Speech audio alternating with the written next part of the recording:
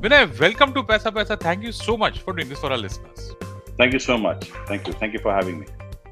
Vinay, let's just get this first question off the table, okay? Because everybody is asking the same thing. Is P2P legal in India? What is the regulation? What's been the past and what are people's impressions about P2P? How have they been shaped? And what is the general scene now and going forward? Okay, so P2P is legal in India. It is regulated by RBI. This is basically people giving money to people. This was no way illegal as a business. You could have given money to anybody for that matter. It's just that RBI has some concerns with respect to if your income increases more than, let's say, 50% of your total income is through lending or through interest income, then they want you to take a money lending license, right? So you can become a money lender. So money lending license is a state subject, and it was always there even before the P2P lending came into being. So lending money to another person is not a illegal thing. It's just that this has got digitized and digital. You can't confine it to a particular state or city or whatever. It kind of moves out of all horizons. So that's the reason RBI decided to kind of regulate this, and that's how P2P lending got registered under RBI. So we are a licensed entity, and all the players operating within this RBI purview have to get a license before they start a business like this. Earlier, they could start, before the license came into being, they could start this business, but now you have to procure a license before you start the business. Fantastic. Great. Vinay, so tell us about Faircent, something about the company, its regulatory status, because like you just said, previously you didn't need a license, now you do need a license. I'm asking this question so that it helps our listeners evaluate other P2P lending platforms so they know what to look out for. So tell us something about Faircent. Okay, so between me and my co-founder, we started this business 9 years back. The experience that we had in the past was to build out two-sided marketplace, right? When I say two-sided marketplace, it means that there is a demand side, there is a supply side, and on both sides there are a large number of customers. So, for example, I had run a business for Times Group called Times Jobs. That was the business I was running. Prior to that, I was in a business called Sifi, where I was managing the shopping channel, and before that, I was with a company called Rediff. So, if you look at these organizations, they deal with large number of customers on both sides, right? If, for example, my co-founder was with internet, Times Internet, right? So and he also managed a business called Simply Marry, Magic Bricks. These are some of the businesses that we manage. So if you look at the construct of these business, they are two-sided marketplace, large number of customers on both sides. It's just a similar marketplace model like an Amazon, Swiggy, Zomato, Make My Trip, all these all these companies are two-sided marketplace. We got the experience of those kind of organization before we started this business. So when we looked at it, we saw a huge opportunity where people could come and lend to people, and it was a novel idea when we started. People could come and lend to people, and there could be large number of customers on both sides, and we could create a marketplace. That was the origin of the. When we started, we realized that this is already existing in the world, and there are regulations spelled out in different countries. For example, in UK and US, regulations in this business are already spelled out, and we took the learning from those countries. Tried to kind of talk to RBI regarding this, navigated with the RBI on the regulation piece quite a bit, and post that in 2018 we came out with regulation.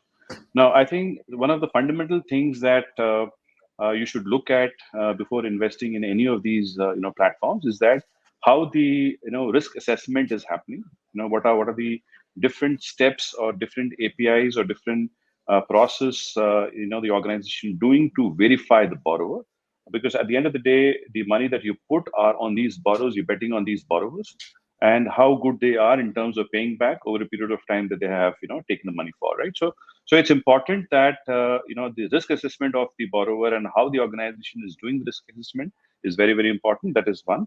Second is that India, since it's a fragmented, the business is fragmented in terms of it cuts out to many cities. So it's important that how the footprint of your collection is also, right. So is the collection team aligned with where your borrowers are coming from? It's very, very critical. So that they can go approach these borrowers in case the non-payment is happening.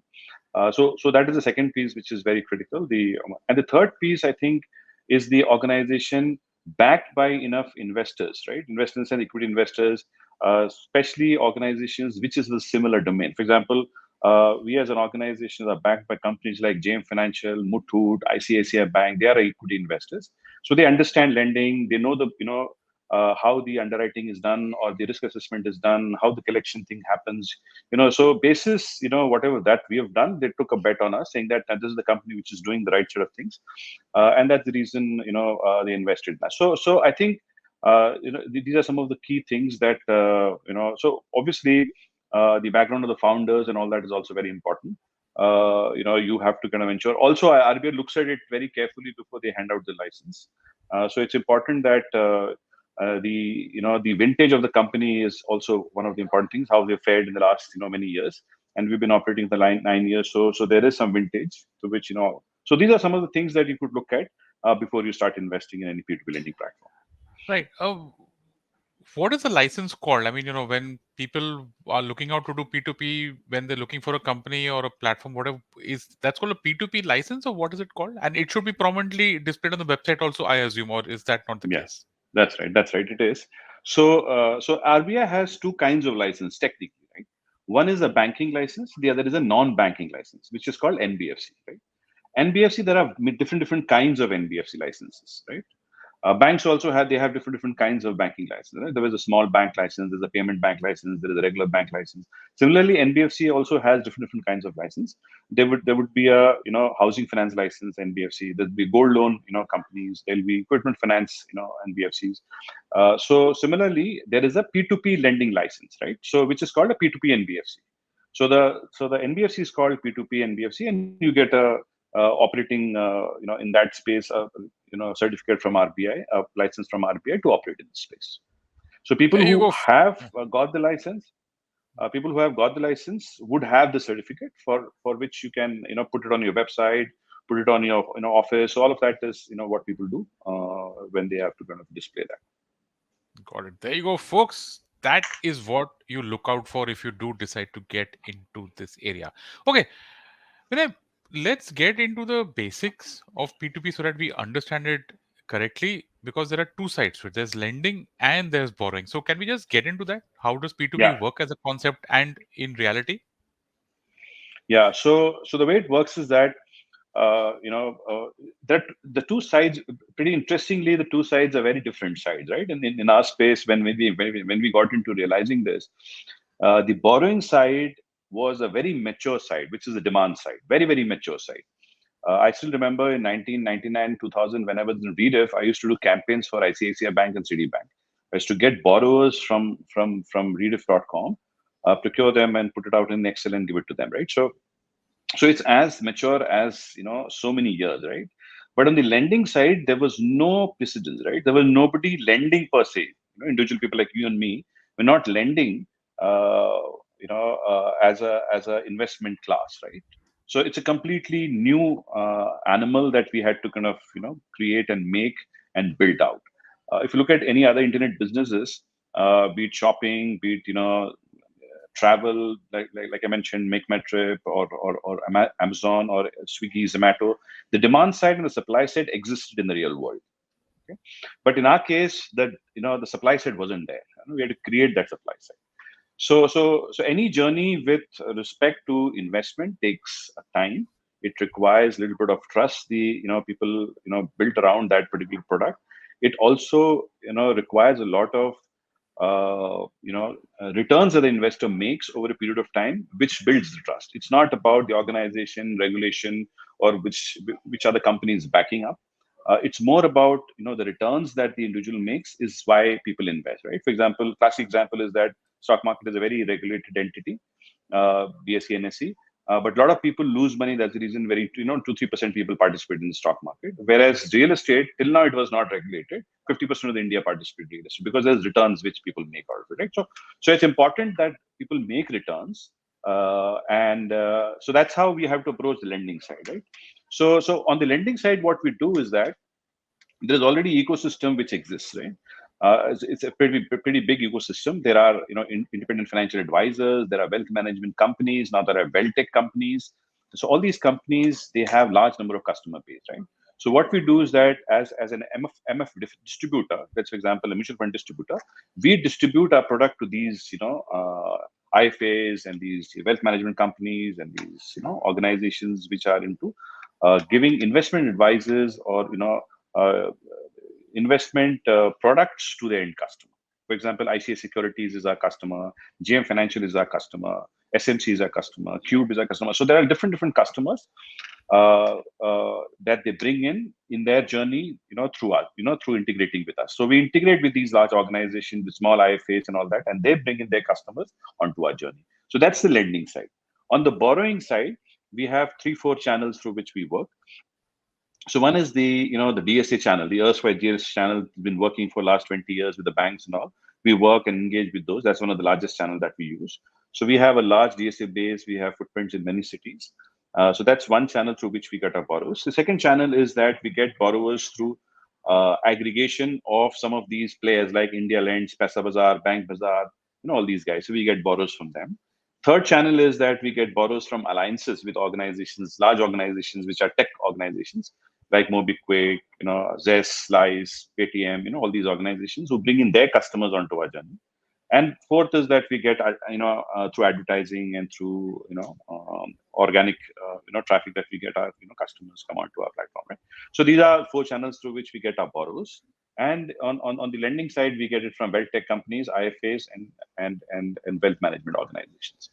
So they pool in their money. They pool in their customers, and the transaction happens. All the transaction which goes through, they get a commission for it. That's the way it Fantastic, works. folks. Fantastic. Thanks, Vinay. So, folks, we're going to take a small break out here. On the other side, we're going to get the actual details, stuff like what happens if I lend money and it doesn't come back to me, lock-ins, minimum amounts, and much more. And of course, interest rates, what everyone is here for, right after this short break. Hey everyone, it's been another great week on the IVM Podcast Network. On What the Hell Navya? Navya, her mother Shweta Nanda, and grandmother Jaya Bachchan talk about financial education and independence. On Explain Like I'm 10, Meghnad is joined by YouTuber Prakhar Gupta and IVM content producer Saurabh Sharma. They discuss what is a conversation. On Vartalab, Akash and Naveen share stories amongst themselves about comedy tours, train rides, and why they love buffaloes. On Cock and Bull, Cyrus, Puneet and Nivedita discuss why a Bappi Lahiri song is going viral in China. And on Pop Rap, Snehil, Antariksh, Harsh and Meghnad do a roundup of the recent movies they have seen and why the Kannada film Kantara has become a rage at the box office.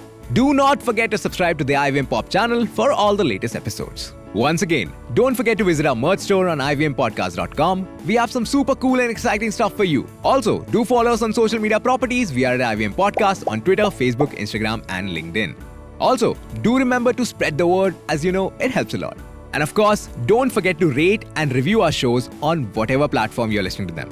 You can also check out all our shows on youtube.com/IVM Podcasts. And finally, we would like to thank our sponsors this week: Bumble, Heads Up Hotels, Kotak Privy League Program, and HDFC Mutual Fund. Thank you so much for making this possible. And welcome back. Vinay, okay, let's get into the product now. Okay, let's look at it from both sides. Let's start from the lending side. So how does, or you can take this conversation in whichever way you want. How exactly does Faircent work? Like, if I come onto your platform and I register and I want to lend money, I have maybe 10,000 or 50,000, and I like the interest rates that are on offer. What is your role in that? And how does the process work for me as a lender from that point onwards? Okay. So as I said, there are two sides. So both sides work differently, right? So the lending side, you download the app and you register as a lender, and you can start investing, right? Investing is that you have to stitch your bank account with this app, and from there your money moves through our escrow mechanism, right? So when I say escrow mechanism, that this is a escrow account where all the lender's money is parked, right? And this money or this account is managed and controlled by the government, right? So it's the IDBI trustee which manages this particular account. So our money, our lender's money sits there. Only on lender's instruction, this money kind of moves, right? So we pass on this instruction to IDBI. IDBI instructs the bank, only then the money moves. So the money will not move on our instruction. We don't have any rights to this particular account. We just have the viewing rights. I cannot withdraw anything. I cannot take anything. I cannot instruct anything. Nothing. All the instructions are backed by contracts, which is between the lender and the borrower. So it's very tightly, done, you know, escrow mechanism the RBI had thought through, right? And so what it means is that there is no fly-by-night operating, mechanism which can happen here. Even if we go out of business, this money is not going anywhere, right? So this is well protected from that point of view, right? So this money is sitting there, right? Why this money is sitting there? Any new borrower comes onto the platform, this money gets consumed to those borrowers, right? So what we do with the borrowers, as I said, there are four channels through which the borrowers come. So these borrowers are curated. Now, what we do in the first step is that the moment the borrower comes onto our platform, we have integrated with the bureau and we check with 3-4 details of the borrower. We check the bureau of the customer, okay, the credit bureau agencies that we have tied up with. We understand their CIBIL score or score of the customer, and basis that, not only the score, there are other parameters also. For example, if there has been any default in the past, has been any delays in the past, is there many loans that is taken in the last couple of years, have there been many inquiries in the last few months, stuff like that. So there are some 15 parameters through which the bureau is qualified. Once the bureau gets qualified, the customer moves into our system, right? Now, there is a very high rejection at that level, close to around, I think 85% rejection happens at that level. No, on the bureau part, right? The bureau gets rejected. Once the customer gets in, there are hundreds of APIs through which the customer is validated, right? For example, his bank statement is validated, his documents are validated, whether the customer is giving the right set of documents. Then his, you know, the leverage is validated. What's the kind of loans that he has taken in the past and how much he has paid, how much he can afford to kind of pay now is validated. So all of the other data points are validated. So to validate, there are a lot of APIs which go back and forth to get us the right sort of. For example, we look at PF data, we look at a lot of data. We look at, right? For example, is he working right now in the same organization? PF data tells us whether he's working or not, right? If he gets a full day PF, that means he's working last month. If he's getting half the PF, that means he was on a notice period, right? Stuff like that. So there is a lot of validations that we do before we take the customer, online, right? So that validation process, is built through a rule engine. Okay, we have a rule engine through which every data point is given a certain score, and that score determines what is the amount of money that you can get, what is the rate of interest, and what is the tenure that you're going to have, right? So example, if you have good leverage, then you can get a large amount of money with a larger tenure, right? If you have very less leverage, there are chances that you'll get small amount of money for a smaller duration. So it depends on exactly how your rule is going to spell out, and based on those rules, we give out a amount of money. So, for example, you could be a great guy at the bureau, right? It's a 700 plus CIBIL score, everything, but you're very, very leveraged. So banks don't lend to those customers or leveraged. Chances are that here also you'll not get a chance to kind of take money primarily because you're very highly leveraged, right? You can be a great guy paying off in time, everything, but you're highly leveraged, you'll not get a loan. So we check all of that before we get the customer to kind of go online, right? Now, once the customer is online, we also, what we do is that once we give out the money, we track the customer on a monthly basis as to how this customer is performing in the bureau, right? For example, has the score come down? Has the score gone up? Is he taking another loan after that? So that again kind of gets the customer over leveraged for us, right? So all of that puts stress on our loan. It's important for us to and basis that data of how the customer is behaving on the bureau, the information goes to the collection team, right? And the prioritization of the customer happens basis that. For example, customer immediately after taking loan from us takes another loan, and he stopped paying, let's say, one NBFC which he has taken loan in the past. That means the customer is going to go bad very soon for us also.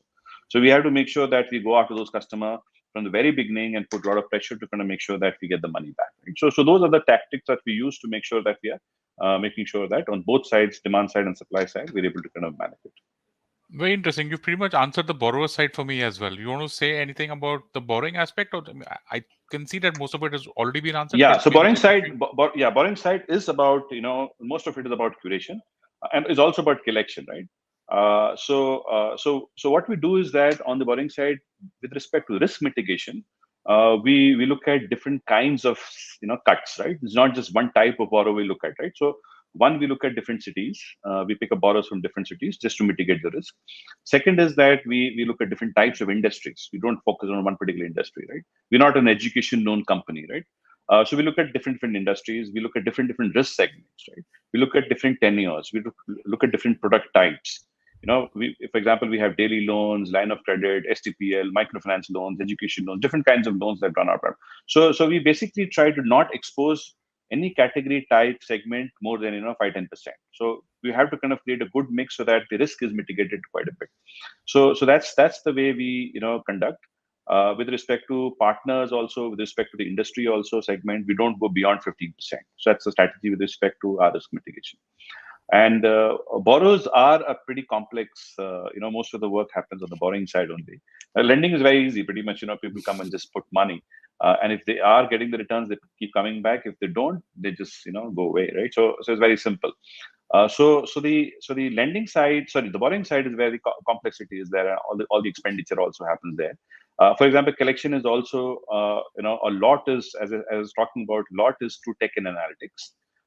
We do a whole lot of there are some 15 to 20 variables through which we pick up the early warnings of a particular customer. We're looking at the bureau, and we manage upward of 99% collection in the first bucket itself, because if the leakage is beyond 1%, then if you look at in 12 months you'll have a 12% leakage, right? So you can't afford to kind of run a business with that. So 1% leakage, next bucket 80% of it gets collected, subsequent bucket 60% of it gets collected.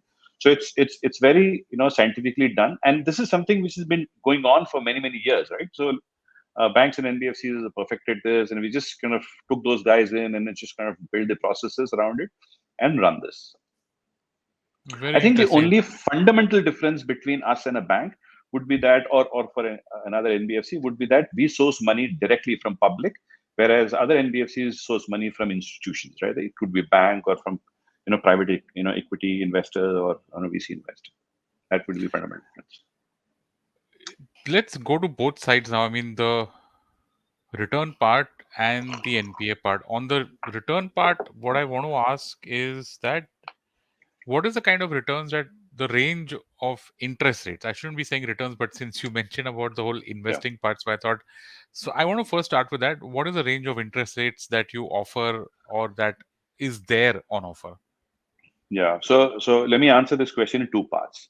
Before COVID hit us, we had a model where the our marketplace was open.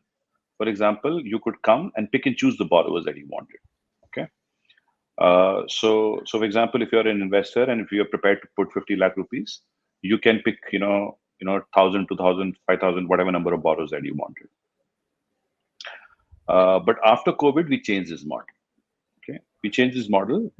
Lenders don't have a choice to pick up borrowers. I'll tell you the reason for it. What happened is that there were very few of them who actually invested 50 lakh rupees. A whole lot of them invested only 10 lakh rupees. And even larger number of people invested just a couple of lakh rupees, right? So what happens in a couple of lakh rupees, you can't create a portfolio. Okay? So for example, with 2 lakh rupees, you invest in 100 borrowers or maybe 50 borrowers, maybe there could be some of them going bad and your portfolio may, your return that you expected would come down, right? So what we realized is that, and also there was this pooling of, money which used to happen for a particular borrower. For example, a borrower comes onto the platform with a 5 lakh rupee requirement. There would be hundreds of lenders who will fund that borrower. So that's the way the model worked, right? So you would put 500 rupees or 1,000 rupees. Some other lender would put the similar amount of money. So likewise, hundreds of lenders will put together to kind of create a portfolio, right? So similarly, I put my money in many borrowers, right? So that 2 lakh rupees would get me, let's say, 100, 200 borrowers, hypothetically, 2,000 rupees per borrower. When the COVID came, a large section of the borrowers, a large section of lenders' money got impacted because, let's say, 10 to 12% of the borrowers did not pay.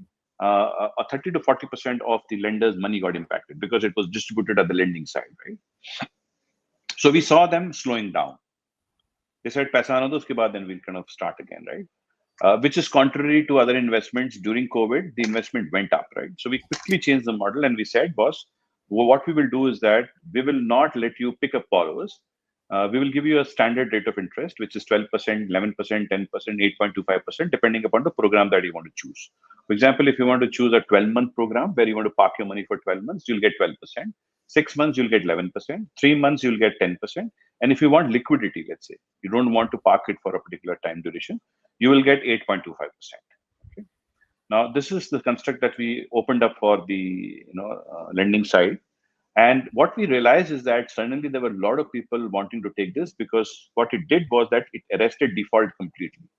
So what we did was we were onward lending at 24%, let's say, and there was 5-6% default which was happening. So we would get around 18 odd percent, and we were supposed to give 12% to the lender, and we used to have a margin of 6%. So there was a comfortable margin of 6%. There was a default of 6%. Still, we would kind of give back lenders a 12% return. It made sense for all of us. Right? And since then, the model has proved really well. It's kind of given us more yield. It has lenders, predictability has gone way, way up. There's not a single lender who's lost money since then, not a penny, right? So all of them have got all the returns that they want. And this model, the way it works is that we will set the default first, and then we will pay the lenders. For example, if we get only after setting the default, we get only 12%. Okay, all the 12% goes to the lender. We don't make any money. So us, like in the entire proposition, it says that we only make money when we perform. So that's the reason we have to have our processes very tight. We have to have a collection, going really well. The curation of the borrowers have to be smart enough so that you don't kind of end up giving out money to borrowers who are not paying you back. So Great. so that's how the lending side is right now. So you can Yeah. invest, you can get 12%, 10%, 11%, or 8.4%. However, liquidity is there in all. It's just that your rate of interest will come down if you are going to cash out before 12 months, or 10, 6 months, or 3 months. Yeah. What kind of default rates are we looking at, or NPAs, or whatever way you classify them? So currently, the portfolio post that, we have created a portfolio of close to 500 odd crores, for 550 crores. In 550 crores, there is a default of 4.5 to 5%. That's the default currently, and the margin of safety is around 5 to 7% for our lenders. And cost of funds currently that we have is around 9%. So if you look at from 9%, and if you're sitting at 17 odd percent, there's a huge margin of safety which the lenders have. Yeah. What is the worst case scenario out here, Vinay? That's a lot of my questions are towards that. Like, will I lose my principal? What does Faircent do to ensure that that this comes back, and both from the lender and the borrower side? Let's say the borrower also has some genuine situation. Do you send recovery agents to my doorstep? Do you bang the door down? Stuff that you do, lots of Yeah, things. yeah. So let's look at that. So yeah. So on the lending side, the risk is, after we change the model, I don't see any risk within the model that we're running. Okay. However, there are external risks, right? For example, a COVID-like a situation can happen anytime, or a situation like this, if it throws up externally, then there is a problem, right? So for example, if the economy slows down completely, there is a huge amount of recession globally. If there is a war-like a situation, stuff like that. So you will see businesses slowing down. You will see a lot of jobs getting lost. You'll see small businesses winding up. So all of that will happen. So moment that happens, it's not just an impact for Faircent, it will be an impact for the entire industry, right? So you will see, a lot of borrowers, slowing down in that process, right? Not paying you back and all that. Apart from that, I don't think so. There is an issue, because if you look at, and that's true for any investment, right? So your returns could go down if the external environment goes bad. But if you look at it from another point of view, if you are at a 5% default, let's say, even if I have double the default, let's say, if it becomes 10%, still I'll be able to pay my lenders all the money, and I'll make a couple of percentage, right? So from that point of view, and these are predictable models. It's not like in the air, right? So these models are predictable, and we are able to kind of run this on a predictability, and that's how we make this model work. Because if you be very tight without getting those borrowers in, you'll not be able to do business. For example, it's easier thing is to kind of create the model so tight the way banks do it. Then you'll not get enough borrowers for you to kind of fund, right? So you Hmm. have to kind of open up and leverage yourself to an extent where you are taking a risk, but not to the level that you blow up your book. You kind of have a anywhere between 3 to 5% default, by which this entire model works, and you still make money out of it, and you're able to kind of at scale have a lot of borrowers come onto our platform. Yeah. On the other side, since we are a NBFC, we report everything to the bureau, right? Now, if a customer is not paying you back, this information goes to the bureau, and if in future if he has to take any loan, he has to pay us. So we have a very tight control on that. So we have a very tight control on that. So if a customer is not paying you back, this information goes to the bureau, and if in future if he has to take any loan, he has to pay us. So we have a very tight control on that. So then it will be difficult for him to get one, right? So he has to clear up the other loans which are defaulted before he could actually get another loan, right? So any loan, right? So he has to go to. As far as the collection is concerned, we in the collection we do all complete 9 yards, right? For example, we do legal notices, we do send agencies to their doorsteps. We do section 138. We take the guy to the court where there is an interaction with the police, which happens. There is non-bailable arrest warrant that we issue on the third time the guy is not responding.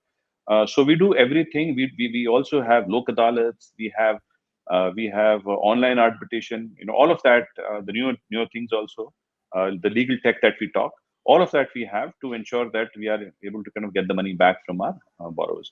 And after all of that, if there is no this thing resolution around the money, or the borrower is really kind of in a bad shape, then there is a settlement also which happens, right? So all of the processes which is there in a regular bank or an NBFC, we follow the same process and we follow it with a rigor.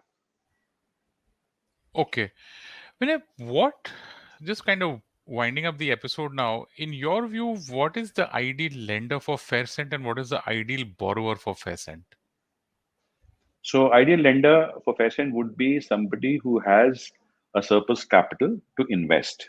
Okay, people who have invested in any risk based asset type, right? For example, mutual fund, stock market, stuff like that. People who've just invested in FD are not the customers that we look at. People who have at least invested in any risky, even real estate is fine, right? Real estate also carries a little bit of risk, right? So any an asset class which has a little bit of risk, if they have invested, they are our customers who have surplus money to invest, right? So we're looking at customers who earn upward of maybe 10 lakh rupees, 15 lakh rupees. That's the kind of customers we're looking at, surplus money to kind of invest in asset class, which is a little risky, right? From a borrower side, we are looking at customers who are prime customers. These are not super prime customers, which typically in banking parlance would be 750 plus CIBIL. We look at customers between 700 to 750, and there is a large number of customers sitting in that in that bucket, right? Hmm. Because a large part of India is earning between 20,000 to 30,000, okay, which banks typically don't lend to. A large number of businesses require money between 50,000 to 2 lakh rupees. Banks don't lend to, right? Because their cost structures don't allow them to lend to such a small amount, right? So it makes sense for a fintech company like us to go out and reach out to these. And these are not customers which are bad customers, or just because the bank's not lending does not mean the bad customer. For example, we're a small company, right? So some of the best brains sit here. Banks have not come here because they feel that it's risky to lend to customers. To lend to people of our organization, because they feel that what if the organization shut shop tomorrow, right? But they don't realize that the people who are sitting have the ability to get to another organization and they can work. So they are a little myopic with respect to their views. But all fairness to whatever they are doing and conducting, they know their business. And they're more into secured lending than in unsecured. Only 10-15% of their book is unsecured. Most of the book they built is secured. So ours is completely unsecured. So our view is completely different than what their view is. So from our point of view, our prime customers are our customer base. 700 plus level are the customers that we look at, and it could be business, it could be salaried, and we lend to both categories. So one thing that I was just thinking, this is from the lender's perspective. You said that people who invest in stock markets, people who invest in mutual funds, real estate. Let's leave aside real estate for a while because it's not as liquid as mutual funds and stock markets. But if I'm someone who's invested in a debt mutual fund or an equity mutual fund or equity stocks or whatever, I'm used to two things. The first is at least a reasonable idea of a rate of return. Okay. Yeah, And the second, more importantly, is liquidity. How does yeah. that work with Faircent? What's my absolute worst case scenario? Will I lose my principal or will I No, get interest with a delay? So I think those are just the two point blank questions at the top of my head if I don't know P2P. Like first thing I wonder is यार मैंने 1 लाख डाला और पूरा का पूरा 1 लाख बर्बाद हो गया नहीं या नहीं वो फिर नहीं I होगा ना. put हाँ that's what That I'm will not saying. So happen. Yeah, that let's will just not talk happen about that. Yeah, let's just because talk this about is that. this. Yeah, this works exactly like a mutual fund. Let's say, okay, it's a debt mutual fund. Let's say, okay, so this is a debt investment. You are investing. What does a mutual fund does, right? A debt mutual fund takes your money and it puts to large corporates. Okay, 150, 200 corporates they'll put to, right? In our case, we take that same money, we put it to large number of retail investors, right? So that's what banks do, right? You give your money to the bank, and the FD that is given to you at 7%, 6%, whatever that rate of interest is, they lend at 14, 15%, 18%, up to 18%, and they make money, right? Now banks are retail distributing it to large number of people, okay? And they're making money and ensuring that you get your 6%. Same is the case with us. So we ensure that, and retail is pretty interesting. It does not go bad as the corporates go, right? So the defaults, most of the defaults are sitting with the corporates, not sitting with the retail. If you look at all the COVID situation, also the banking book that you look at, most of the default which has happened is the corporate default. It's not the public which is default. Public default is on the banking is only 2%, 2.5%. Ours was maximum when we got all our money back was 5-7%. So it's not that your money is wiped out. Okay. So even if from a principal point of view, even if you look at, you have to first, if you're lending at 24%, first that 24% has to get knocked off. That means you have to get a 24% default to get that to zero. Only then the investor will start to bleed, lose the principal. Yeah. Otherwise, you're going to get pretty much a principal back. It is no brainer. If you look at lending, is the oldest profession, and this is the reason. If you can give it out right to retail people, to a large number of people, you'll make money, and that's the reason so many people are into this business. There are 10,000 NBFCs. There are at least 2 lakh money lenders registered. These are all registered entities I'm talking about. Okay, there are some 150 banks. They're all lending money. And if you look at the fintech story also right now, most of the fintech, they are not Is into the lending. lending business. Also, they're all lending. Be it payments company, all of them are wanting to lend and make money. So it's no brainer that lending makes a lot of money for you, right? But how you do it, and if you're doing it right, I don't think so. People lose money. Now, another thing, interesting thing that you have to realize is that all your money, investment money, is going to the 150 top companies only in this country, right? So there is no alternative that you are betting on, okay, apart from real estate. Okay, so the investment that you're putting, it's going to the top. If you put mutual fund, you put debt mutual fund, you do AIF, you do anything. It's all going to the top 100 companies. Just that the amount of money that you put varies, right? Apart from that, it's going to the whole 120 companies, 150 companies in the country. Even not even 150, maybe 100 companies in the country, right? Now, on the other side, there are people of India that you want to bet on. So I feel that in the next 10 years, these 150 companies will undergo a lot of change. Tech will disrupt a lot of companies. And we see the early signs right now, right? We see the yes banks and the, Divan Housing and the ILFS, all these failures are primarily because of not just about the lack of governance. It's also about technology which is disrupting. For example, Yes Bank, a large portion of the book was corporate, and corporate didn't work for them, right? They failed. And that's the reason Yes Bank kind of failed, right? So it's HDFC didn't fail because a large portion of the book were retail. So business model is a problem. Technology is a problem which will disrupt. The people will move on. They will take newer ways to kind of lend and borrow money. So all of that is there. It's not just about list is going to change of India as well. Okay, and people of India, people you think you can bet on. My assumption is that all these banks who made money in the last so many years have bet on India only. Okay, people of India, and they make tons of money, right? So this is an Yeah. opportunity that a retail investor gets, which is actually a true alternative, not that just the corporate. So I think from that point of view, it makes sense, and it's a purely debt product. It's backed by contract. It's backed by agreements, and if there is anything, you can go. That's the difference between debt and equity, right? So you Yeah. can go to the law, you can go to the court, and get your money back. So, folks, there you have it, a debt product with a contract and with whatever goes when you give a loan. That, I guess, is at the core of P2P lending. Otherwise, of course, there is Faircent's website. Please check out the website and how the entire product operates, and you can reach out to them. I'm pretty sure that they'll be happy to answer questions, right, Vinay? Yeah, yeah, So, folks, there you go. That absolutely. is that. Please do reach out to them if you have any doubts, and they'll be happy to answer any questions that you have. And with that, that's a wrap on this episode of Paisa Vaisa. My guest, Vinay Mathews, founder and COO of Faircent. Vinay, thank you so much for doing this for our listeners. Thank you so much. Thank you for having me.